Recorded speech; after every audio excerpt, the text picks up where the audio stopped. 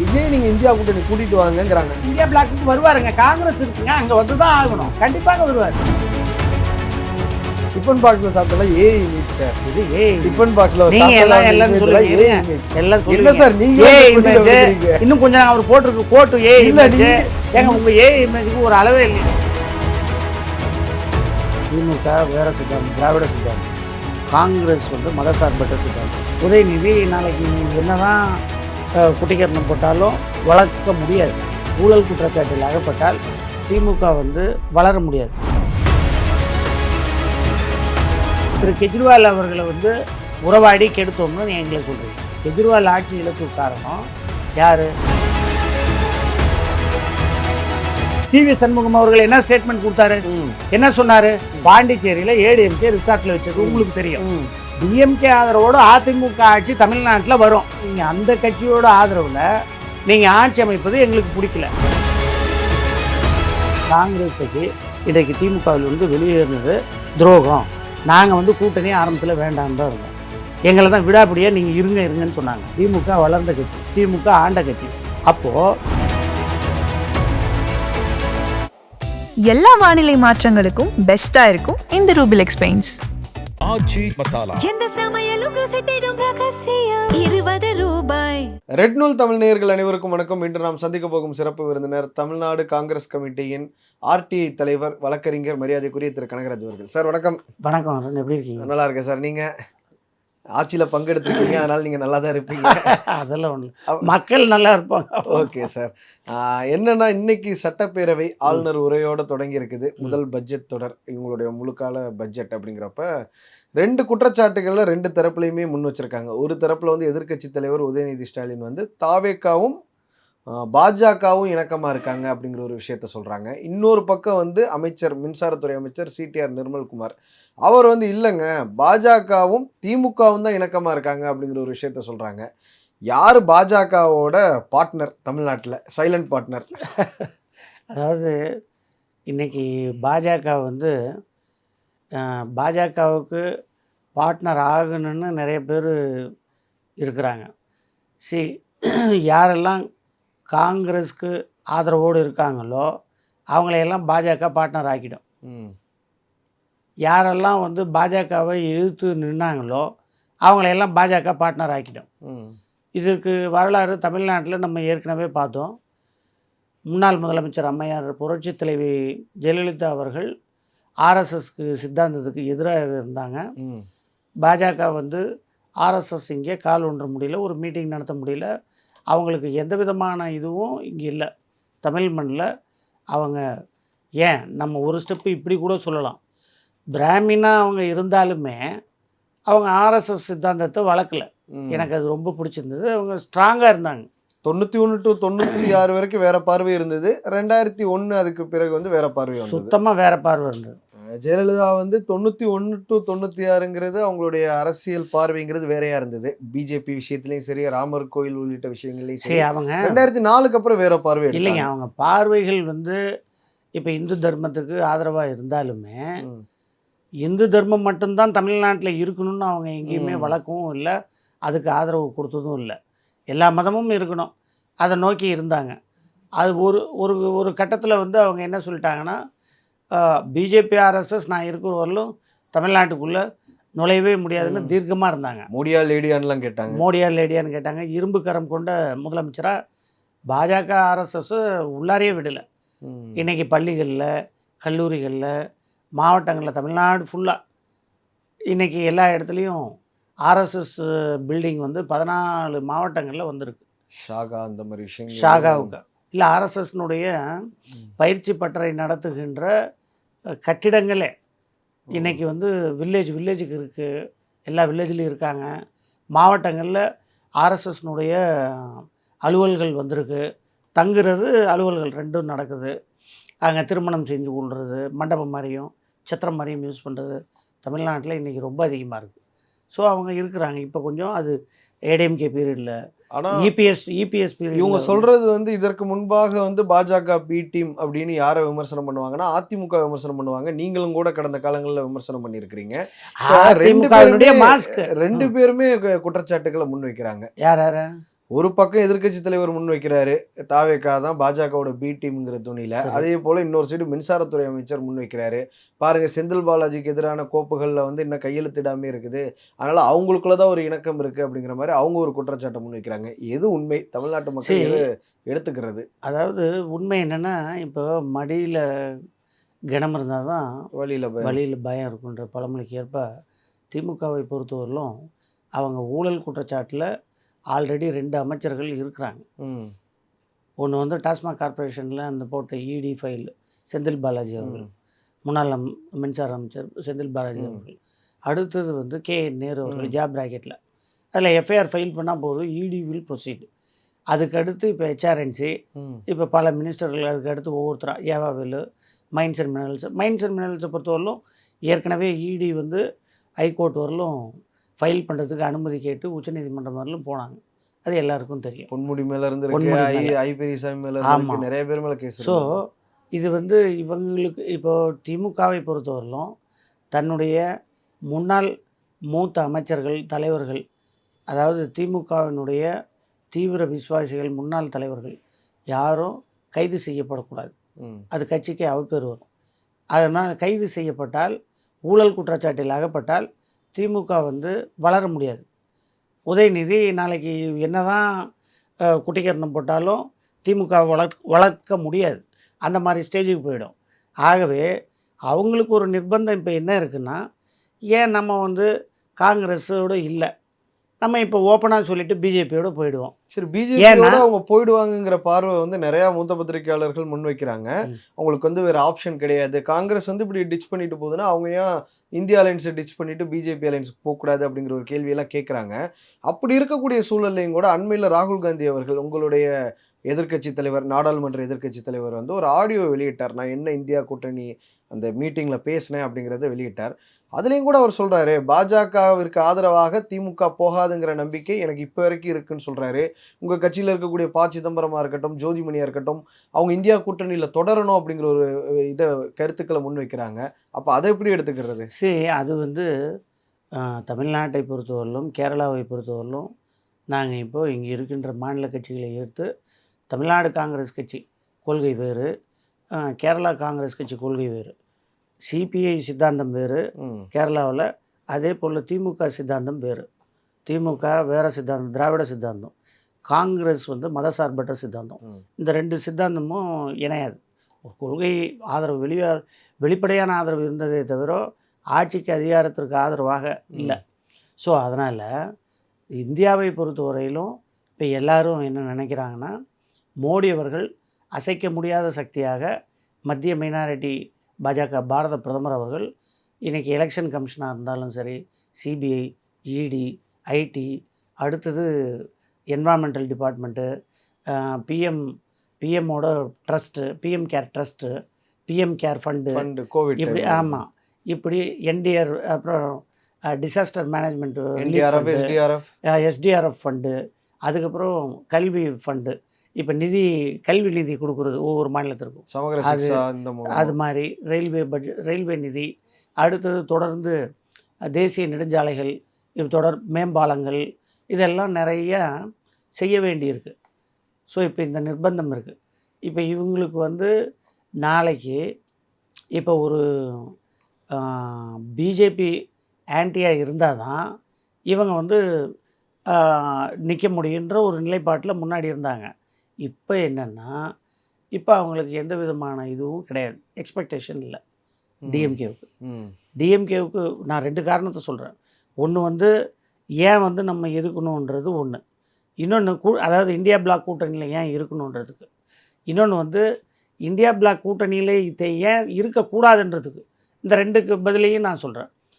India black கூட்டணியில் ஏன் இருக்கணும்னா, மொழிக் கொள்கை, கல்விக் கொள்கை, இனக்கொள்கைக்கு எதிரான ஒரு பாசிச ஆட்சி, மதம் சார்ந்த ஒரு ஆட்சி, பாரதம் தான் அப்படின்னு சொல்கிற ஆட்சி, இப்போ இந்துத்துவான்னு தான் சொல்கிற ஆட்சி, இந்தியான்னு சொல்கிற ஆட்சி கிடையாது, இந்துத்துவான்னு சொல்கிறது. இப்போ ஆர்எஸ்எஸ் சித்தாந்தத்தை பதிவு பண்ணக்கூட தேவையில்லைன்னு சொல்கிறது, இந்து தர்ம அடிப்படையில் ஆட்சி நடத்தணும்னு சொல்கிறது, மற்ற மதங்கள் எல்லாம் சிறுமைப்படுத்துறது. இதுதான் பாஜகவினுடைய கொள்கை. இந்தியா கூட்டணி உருவாகும் போது உங்கள் தரப்பில் வந்து ஒரு 5 சிஎம் இருந்தாங்க சார். கெஜ்ரிவால், மம்தா, விஜயன், ஸ்டாலின், நிதிஷ்குமார்னு. உங்கள்கிட்டேருந்து தப்பிச்சு போனவர் நிதிஷ்குமார் திரும்ப ஜெயிச்சார் 2025.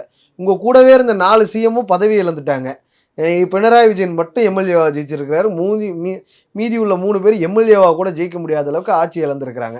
அப்படிங்கும்போது உறவாடி கிடக்கிறது யார்? தமிழ்நாடு உங்களுக்கு 9 எம்பியை கொடுக்கும் பொழுதும் கூட நீங்கள் இங்கே வந்து ஒரு நாள் கூட இங்கே இருக்கக்கூடிய சிட்டி நீங்கள் பிரச்சாரம் பண்ணல. ரைட்டு, உங்கள் கேள்வி லென்த்தாக போகுது, நான் கட் ஷார்ட் பண்ணிக்கிறேன், பதில் சொல்லிடுறோம். சரி, இப்போ நீங்கள் வந்து நாங்கள் திரு கெஜ்ரிவால் அவர்களை வந்து உறவாடி கெடுத்தோம்னு எங்களை சொல்கிறீங்க. சரி, எங்கேயுமே வந்து கெஜ்ரிவாலை நாங்கள் கெடுத்ததே கிடையாது. கெஜ்ரிவால் ஆட்சி இழப்பு காரணம் யார்? மதுபான ஊழல். அந்த மதுபான ஊழல் தான் அவர் வந்து ஆட்சி இழப்புக்கும் ஆட்சி கவிழ்ப்புக்கும் ஏற்படுத்தியது.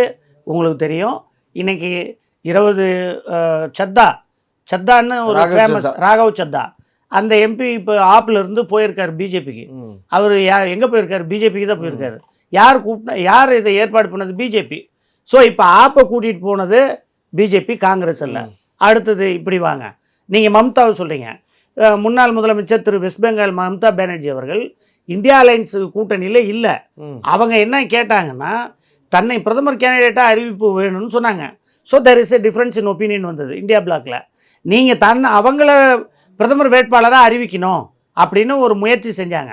அது எல்லாரும் ஒத்துக்கலை. இந்தியா பிளாக்கில் உள்ளவங்க யாரும் ஒத்துக்கலை. ராகுல் காந்தி தான் பிரதமர், அதை ஒத்துக்கிட்டா ஓகே, இல்லைனா வேண்டான்ற மாதிரி எல்லாரும் அன்னைக்கு பேச்சுவார்த்தையில் இருந்தாங்க. அதனால் மம்தா பானர்ஜி அவர்கள் இந்தியா பிளாக்கில் இருந்து சற்று விலகி இருந்தாங்க. விலகி இருந்தாங்க, இஷ்யூ பேஸ்டாக இருந்தாங்க. பார்லிமெண்ட் போர்டில் வந்து கலந்துக்குவாங்க, இஷ்யூ பேஸ்டு. அவங்க வந்து இதெல்லாம் கிடையாது. இந்தியா பிளாக் ஆதரவு நிலைப்பாடு அவங்க எடுக்காத போதும் நீங்கள் தேர்தல் பிரச்சாரத்தில் மேற்கு வங்கத்தில் பயங்கரவாத அரசு நடக்குதுன்னு உங்கள் கட்சி தலைவர் ராகுல் காந்தி பேசுகிறார். இங்கே வந்து கம்யூனிஸ்ட் ஜனதா பார்ட்டின்னு இங்கே விஜயனை பேசுகிறார். இங்கே லாஸ்ட் டைம் வந்து பிரதர் ஸ்டாலின், இந்த டைம் மிஸ்டர் ஸ்டாலின் ஆயிடுச்சு. அப்படின்னா நீங்கள் எந்த மாதிரியான ஒரு மனநிலையில் இருக்கிறீங்க? மாநில கட்சிகளை அணுகுறது? மாநில காங்கிரஸ் கட்சிகளை வளர்க்குறோம், எங்களுடைய கொள்கைகளை அவர் ஏற்று பேசுகிறாரு. இதுக்கு முன்னாடி எப்படின்னா நேஷனல் பாலிடிக்ஸ், நேஷனல் ஸ்ட்ரீமில் பேசுவார். எல்லாமே வந்து சென்ட்ரிக்காக இருந்தது, சென்ட்ரல் கவர்மெண்ட்டை பேஸ் பண்ணியிருந்தது. Only focus on Lok Sabha. சரி, லோக்சபா அஜெண்டாவில் பேசுனது. இப்போ அப்படி கிடையாது, ரிஜினல் பார்ட்டிஸை. ஏன்னா காங்கிரஸ் வந்து இல்லைங்க சார், நான் பினராயி விஜயனும் பேபியும் உங்க மேல கடுமையான வரவே மாட்டேன் முன்வைக்கிறேன். அதான் சார் சொல்றேன் சார், நான் சொல்லி முடிச்சேன் சார். அப்பதான் பதில் வந்து கரெக்டாக ரீச் ஆகும். சாரி அருண், அதெல்லாம் ஒன்றும் இல்லை. நீங்கள் இப்போ நாங்கள் எங்கள் கட்சியை வளர்க்கணுமா இல்லையா? வளர்க்கணும். இப்போ காங்கிரஸ் கட்சி கிரவுண்ட் லெவலில் எல்லா இடத்துலையும் வரணும்னா, அதனால தான் இந்த மந்திரி இருங்க நான் சொல்கிறேன். ஆமாங்க, அதனால் 2004லேருந்து 2014 வரைக்கும் எத்தனை மந்திரிகள், மத்திய மந்திரிகளாக இங்கே இருந்தாங்க? ப. சிதம்பரம்ல ஆரம்பிச்சு ஜி.கே. வாசன்லேருந்து எத்தனை பேர் இருந்தாங்க? கட்சி 2011 எலெக்ஷனில் என்ன சாதிச்சுது? 14 எலெக்ஷனில் என்ன சாதிச்சு? அதாவதுங்க, அதனால நம்ம மினிஸ்ட்ரி பர்த், கேபினெட் பர்த் இருந்தாலே நம்ம கட்சி வளர்ந்துருங்கிறது ப்ரீவியஸாக உங்களுக்கே உள்ள எக்ஸாம்பிள் படி இது இல்லைங்கிறது தெரிய வருது. சரி, நீங்கள் பேசுகிறது வந்து ஃப்ளைட்டு, அதாவது லோக்சபா, அது வந்து ஃப்ளைட்டு ஜேர்னி மாதிரி வச்சுக்கோங்க. எங்களுக்கு அதெல்லாம் கன்சர்ன் கிடையாது. சரி, கிரவுண்டு ஜேர்னின்றது எதுன்னா, இது ஸ்டேட் எலெக்ஷன் தான், அசம்பிளி எலெக்ஷன். சரி, அசம்பிளி எலெக்ஷனை பொறுத்தவரையிலும் நீங்கள் இப்போ லோக்கல் பாடி அசம்பிளி தான் வந்து கிராஸ் ரூட்டு ஒர்க்கர்ஸ் வந்து பேஸ். எல்லா பார்ட்டிக்கும் பேஸே வந்து கிராஸ் ரூட் பேஸ் எதுன்னா அதை மறுக்க மாட்டீங்க, ஒத்துக்குவீங்க. அசம்பிளியும் லோக்கல் பாடி தான்.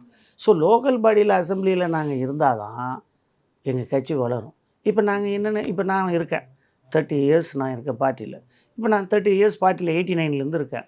இப்போ இருந்து இங்கே இப்போ நான் என்ன சொல்கிறேன், கூட்டணி பொறுத்து ஒரு எக்ஸாம்பிளுக்கு நான் சொல்லிக்கிறேன். கூட்டணி அலைன்ஸ் வைக்கிறதுனால டிஎம்கே வாழ்கன்னு சொல்கிறது, ஏடிஎம்கே வாழ்கன்னு சொல்கிறது. ஏடிஎம்கே கூட்டணினா ஏடிஎம்கே வாழ்க, டிஎம்கே கூட்டணினா டிஎம்கே வாழ்க. இப்போது நான் இப்படி சொல்லி என்ன ஆகுதுன்னா, பார்ட்டி வந்து டைல்யூட் ஆகிடுச்சு.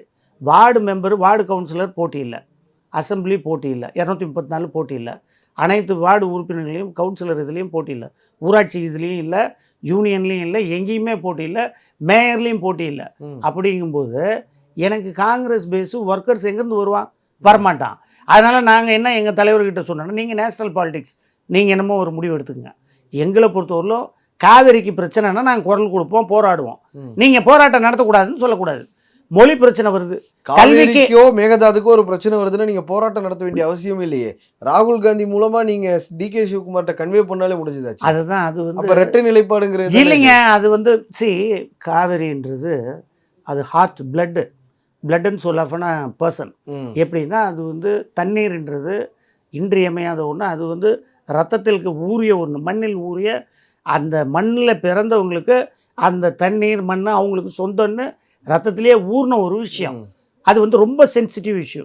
ஸோ இப்போது நாங்கள் இப்போ என்ன சொல்கிறோன்னா, இப்போ நான் சொன்ன எக்ஸாம்பிள் இது தான். ஏன் வந்து இப்போ நாங்கள் வந்து ஸ்டேட் டு ஸ்டேட் டிஃபர் ஆகிறோம். இப்போ எங்களுக்கு வந்து தமிழ்நாடு விவசாயிகள் முக்கியம், காவேரி எங்களுக்கும் முக்கியம். ஒரு நான் சொல்லி முடிச்சேன். கர்நாடகா நிலைப்பாடு எடுக்கலாம். இருங்க, நான் சொல்லி முடிச்சு இல்லையே, நீங்க அதை நான் சொல்லி முடிக்கவே இல்லை. நான் ஒரே ஒரு விஷயம் அருண், இங்க இருக்கக்கூடிய டிகே சிவகுமாருக்கும் இல்ல நான் மறந்துடுவேன், கனகராஜுக்கும் முரண்பாடு வருதுன்னா 100% இருங்க வரேன். ராகுல் காந்திக்கு என்ன முரண்பாடு? அததான் நான் சொல்ல வரேன் சார். இப்போ செத்தவன் பக்கம் நிக்கணுமா இல்ல கொன்னவன் பக்கம் நிக்கணுமான்னு அவருக்கு என்ன சார், நான் அதை தான் சொல்ல வரேன். இப்போ ஒரு நிமிஷம் கேளுங்க. இப்போ நான் இப்போ ஒரு டெசிஷன் எடுக்கணும். என்னை பொறுத்தவரையிலும் தமிழ்நாட்டு மக்களுக்கு தண்ணீர் முக்கியம்.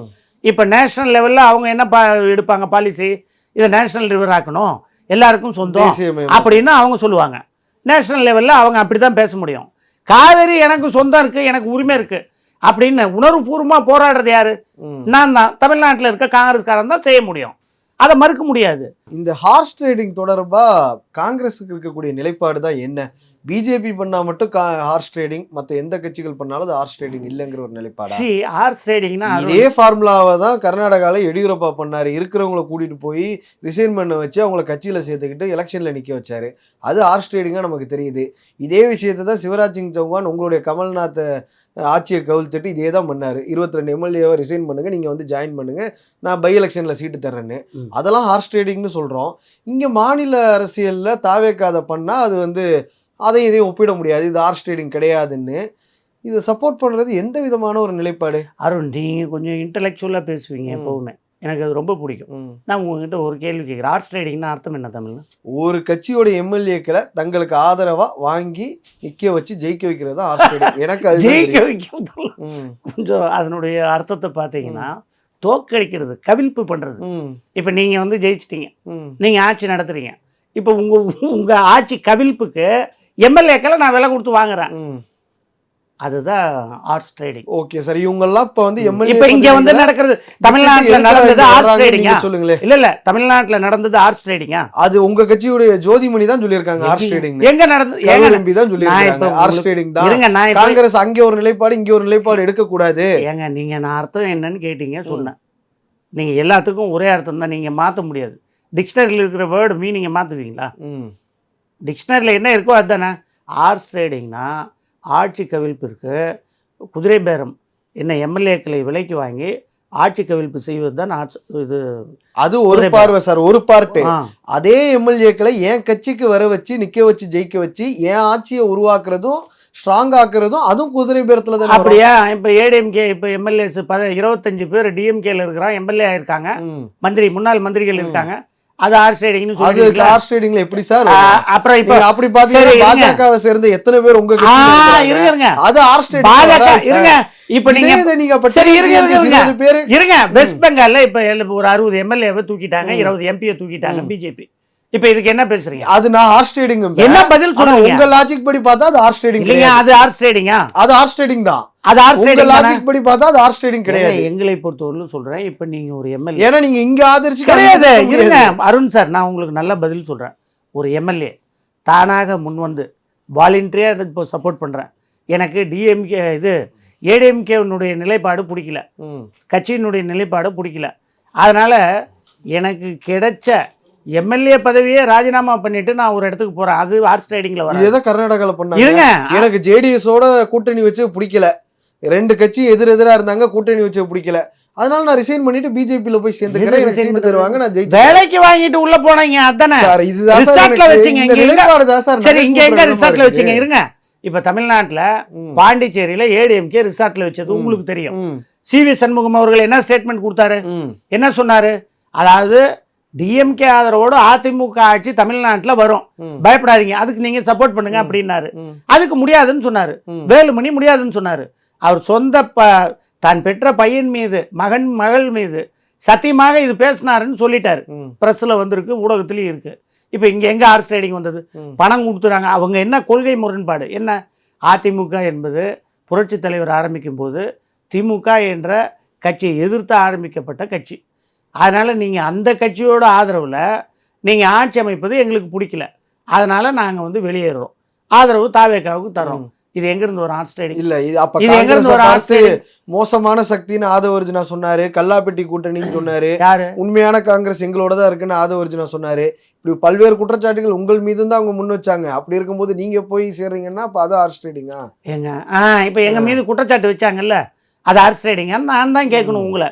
அந்த கேள்வி நீங்க இல்ல இந்த நிலைப்பாடு இல்ல, இந்த நிலைப்பாடு வந்து நகைப்பூட்டுற விதமா தானே தமிழ்நாடு ஃபுல்லா அப்படித்தானே கிடையவே கிடையாதுங்க. மற்ற மாநிலங்கள்ல நீங்க ஒரு நிலைப்பாடு எடுத்துட்டு தமிழ்நாட்டுல அதே மாதிரி நடந்தா இல்ல இங்க மட்டும் நாங்க சப்போர்ட் பண்ணுவோம் அந்த நிலைப்பாடு இல்லைங்க. இங்க நாங்க இது ஜனநாயகம் பேசக்கூடிய காங்கிரஸ் கட்சிக்கு உகந்ததாங்கிறத நான் உங்க பார்வையில இந்த கேள்விக்கு நான் சொல்லிடுறேன். ஏற்கனவே இதுக்கு நான் உங்களுக்கு பதில் சொல்லியிருக்கேன், திரும்ப மீண்டும் சொல்றேன்.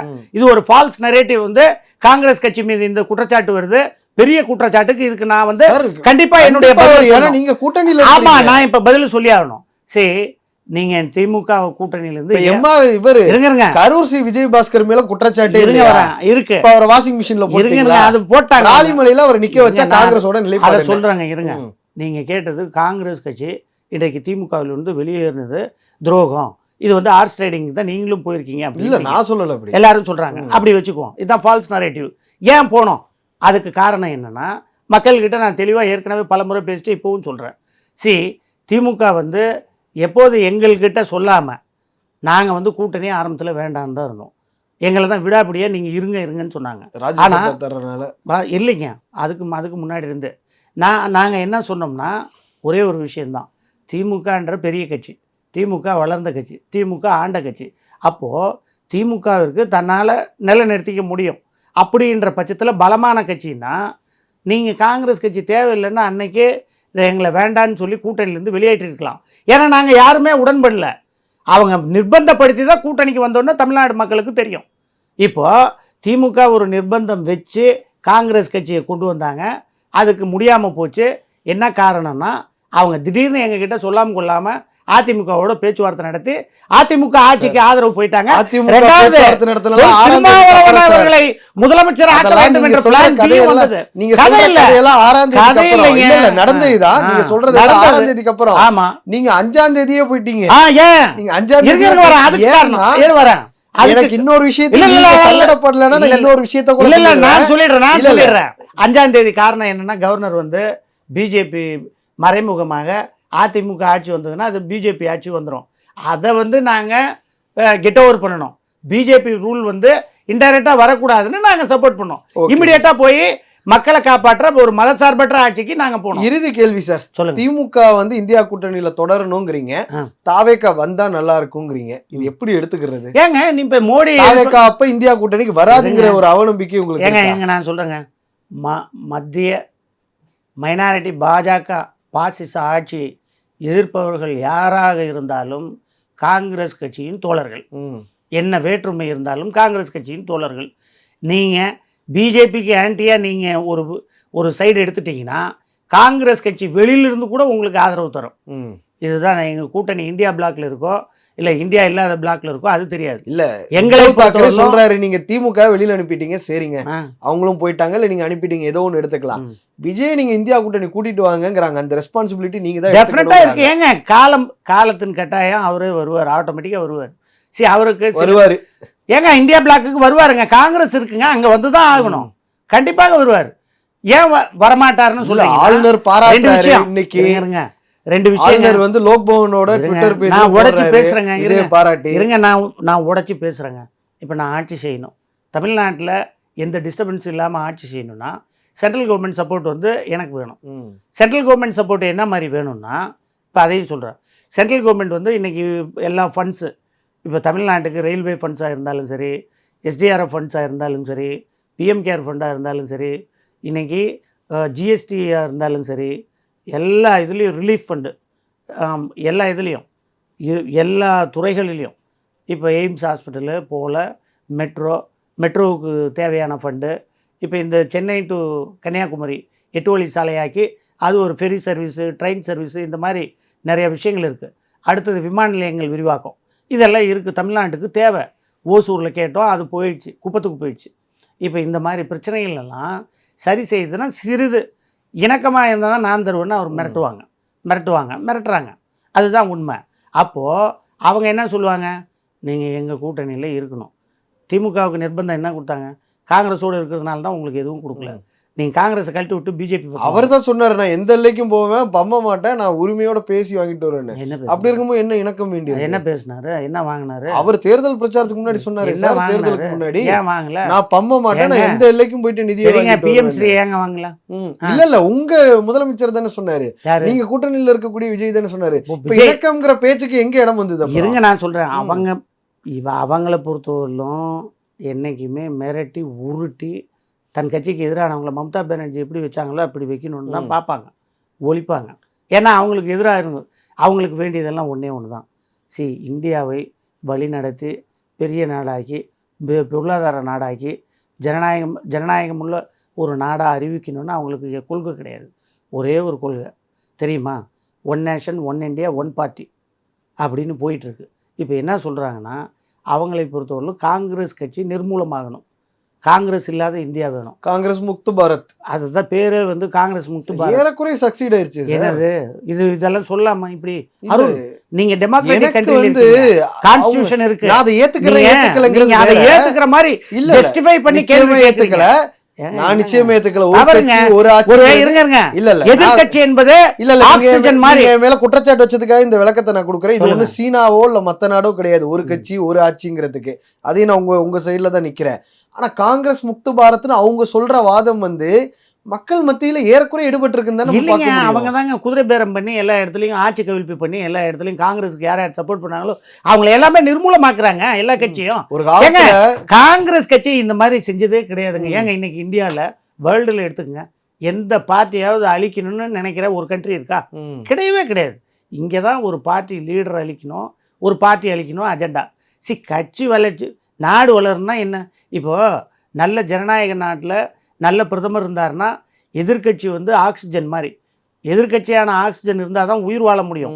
ஜனநாயகன்ற இது உயிர் வாழும், இல்லைன்னா எங்கேருந்து வாழும்? எதிர்கட்சி ஆக்சிஜனை பிடிங்கிட்டீங்க, எப்படி வாழ முடியும்?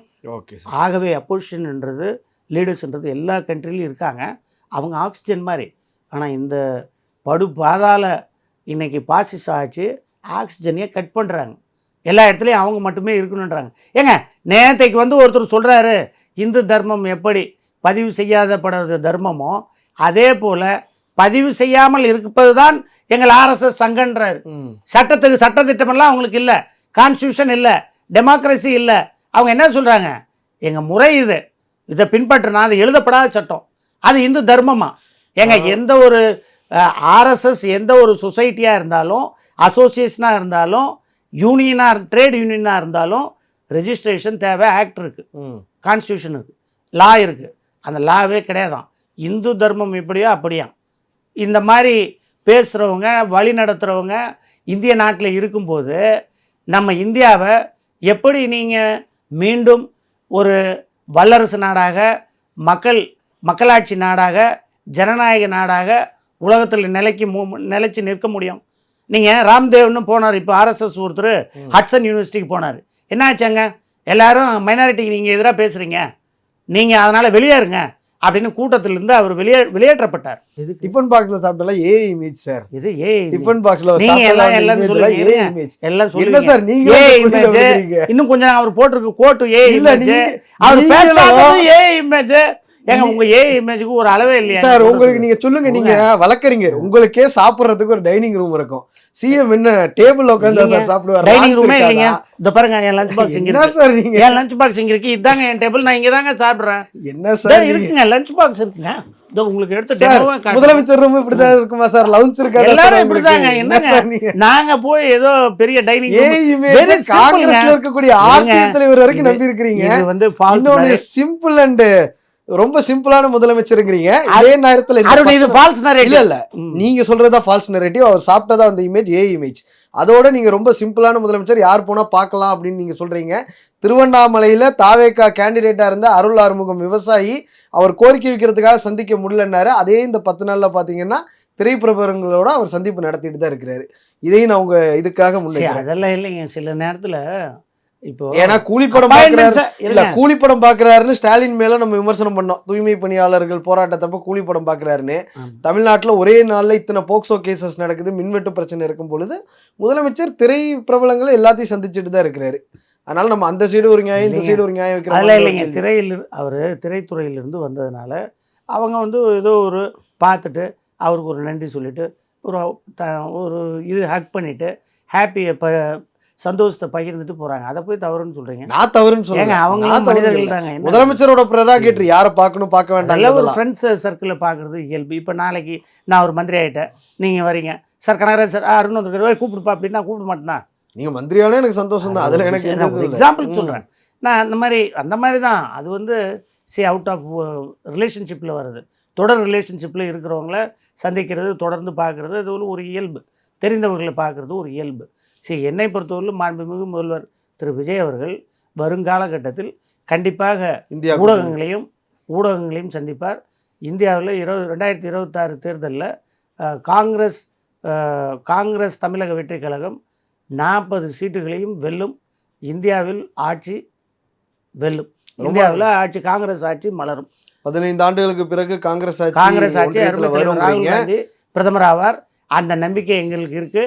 கண்டிப்பாக இந்தியா படு பாதாளத்திற்கு கொண்டு போன 154 லட்சம் கோடி கடனை சுமற்றிய இந்திய மக்கள் மீது இன்றைக்கு மதச்சாயம் பூசி மத வேற்றுமைகளை கொண்டு வந்த இதையெல்லாம் கலைந்து வெளிநாடு உறவுகளை சரி செய்து பெட்ரோல் டீசல் கேஸ் விலையை குறைத்து இந்திய மக்களை மேலும் பொருளாதார ரீதியில் நல்ல விதமாக இன்றைக்கு முன்னெடுத்து வழி நடத்துவார் எங்களுடைய வருங்கால பாரத பிரதமர் திரு ராகுல் காந்தி. கண்டிப்பாக அவர் பிரதமர் ஆவார். பிரதமர் ஆவார்னு சொல்றீங்க. காங்கிரஸ்க்கு ஒரு ஒளியூட்ட போறார், ஒரு ஒளிரும் திசையில காங்கிரஸ் நடக்கும்னு சொல்றீங்க.